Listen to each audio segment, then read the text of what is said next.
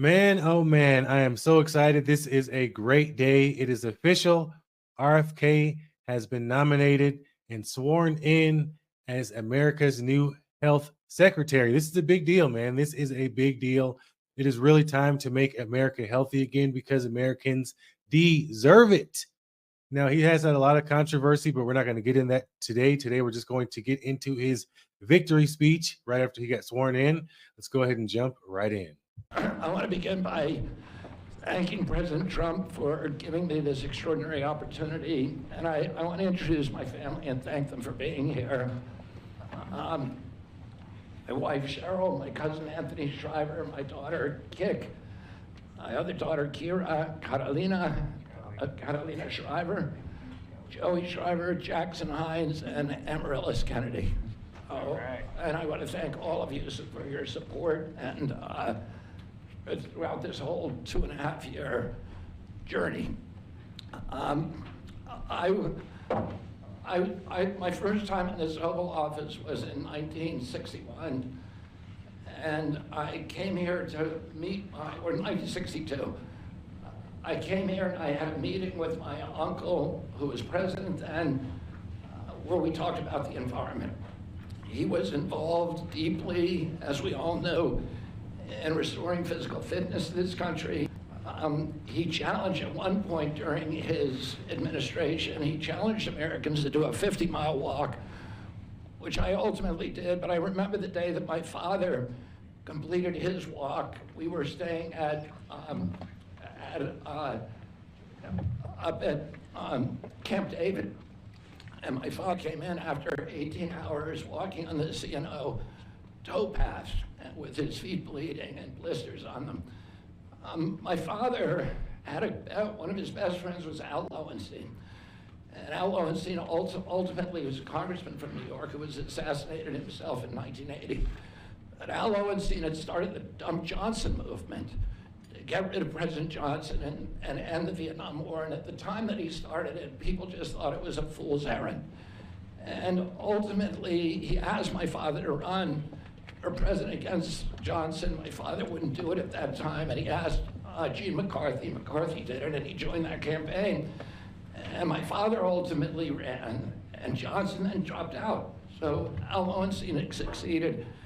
And although Al Lowenstein was on the other side now, running against my father with Gene McCarthy, my father wrote him a note, a quote from Emerson, where he said, "If a single man plant himself firmly on his own ideal and there abide, the whole wide world will come around to him."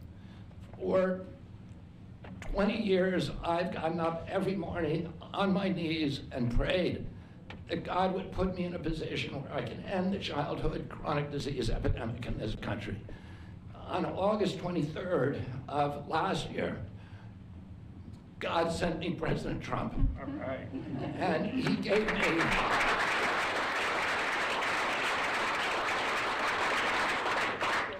he's now given me, he's kept every promise that he's made to me. He's kept his word in every account and gone way beyond it. I'm so grateful to you, Mr. President. A lot of people told me that I couldn't trust President Trump, that I better get it in writing. And we did a handshake, and everything that he told me he was going to do, he has done. Right. And I'm so grateful to him, and I've told you before, I genuinely believe that you are a pivotal historical figure, and you are going to transform this country at a time when we see all of the indicia of democracy now in tatters in our country. We see the rise of the military-industrial complex, the rise of totalitarianism, these attacks on our Constitution, and this breathtaking epidemic that is disabling our people. President Trump has promised to restore the American dream in this country. A healthy person has 1,000 dreams. A sick person only has one. 60% of our population has only one dream, and they get better. President Trump has promised that he's going to restore America's strength. But we can't be a strong nation if we have a weak citizenry. If people are sick, 60% of our people are sick, 77%, as President Trump mentioned, of our children cannot qualify for military service. And we need a man on a white horse now. We need somebody who is willing to come in and has the spine and the guts and the strength to challenge orthodoxies, to stand in the way of vested interests, and to break institutions that have turned against our democracy. President Trump has shown again and again he is that hero. And most recently, I greatly appreciate, and I called you the day that you announced the termination of USAID. My uncle started USAID in 1961 for humanitarian purposes, to put our country on the side of the poor. It has been captured by the military-industrial complex. It has become a sinister propagator of totalitarianism and war across the globe. And very few people understand how sinister this agency really is. And President Trump saw that, and he stood up to it with a masterstroke. And we want to do the same thing with the institutions that are stealing the health of our children.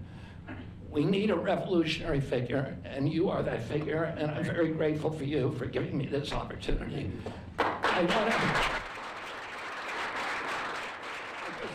to recognize some of the allies that I've had in this battle for a long time: Senator Rand Paul, Senator Ron Johnson, Senator Roger Marshall, Marjorie Taylor Greene, and Buddy Carter, who've all been champions of the MAHA agenda before I even came along.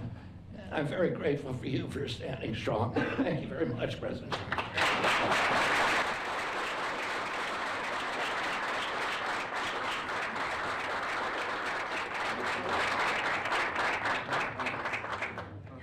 This is long overdue, man. America deserves this. And I'm super excited, man, to see RFK. And one thing that really intrigues me about RFK is he just seems so passionate about actually making America healthy again. And that is going to really take somebody far, rather than somebody that's just trying to get the job. When somebody is really deeply passionate about something, the longevity kicks in. And I think that he's in it for the long haul too.